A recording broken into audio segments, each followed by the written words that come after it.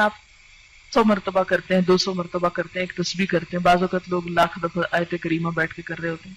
تو اب ہمیں تو نہیں پتا کہ اس لاکھ دفعہ سے اللہ تعالیٰ راضی ہوئے ہیں یا نہیں. ویسے اس نے جب کہا ہی نہیں، مانگا ہی نہیں لاکھ دفعہ، تو ہم نے اپنے پاس سے بنا لیے. نہیں، میرے خیال ہے 1.25 لاکھ ہے، شاید میں غلطی کر رہی ہوں. وہ پتہ نہیں 25 اور کس نے بڑھائے ہیں، کس نے اپنے ہاتھ میں قانون لے لیا.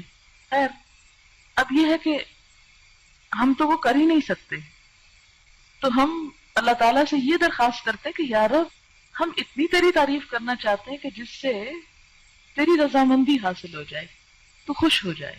سبحان اللہ وبحمدہ عدد خلقہ ورضا نفسہ وزنۃ عرشہ ومداد کلماتہ. سبحان اللہ، پاک ہے اللہ، یا پاکی اللہ کے لیے ہے.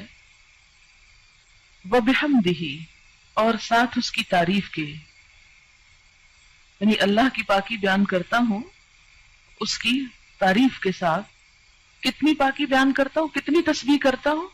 عدد، تعداد، گنتی، خلق ہی، اس کی مخلوق کی، یعنی جتنی اس کی مخلوق کی تعداد ہے اتنی دفعہ میں اللہ کی تسبیح کر رہا ہوں.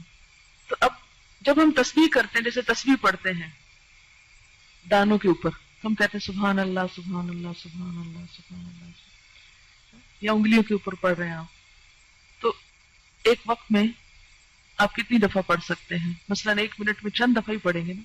لیکن اگر آپ یہ جملہ بول دیتے ہیں سبحان اللہ وبحمدہ عدد خلقہ، کہ اللہ کی پاکی اس کی تعریف کے ساتھ اتنی مرتبہ جتنی اس کی مخلوق کی تعداد ہے.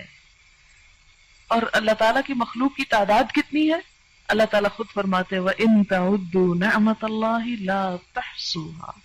اگر تم اللہ کی نعمتوں کو گننے لگ جاؤ، تم ان کو گن نہیں سکتے، ان کا شمار نہیں کر سکتے. تو ہم تو گن ہی نہیں سکتے.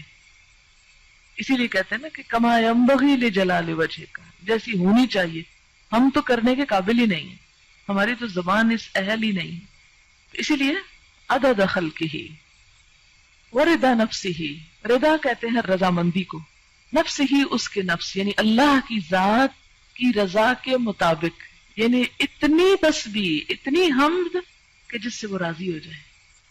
وزنۃ عرشہ، اور اس کے عرش کے وزن کے مطابق. وزنۃ عرشہ، اس کے عرش کا وزن کتنا ہے؟ ہمیں تو کچھ معلوم نہیں کہ اس کا عرش ہے کتنا. امام مالک نے کہا تھا نا کہ اس کے بارے میں سوال بدعت ہے.